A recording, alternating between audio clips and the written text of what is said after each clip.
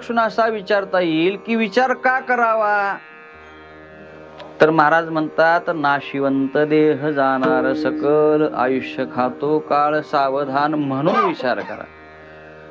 आपण जन्माला येताना काही अमरपट्टा घेऊन आलेलो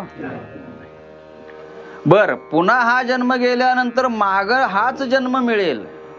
मागुता हा जन्म पावसी, भोगिले सुख दुःख जानसी.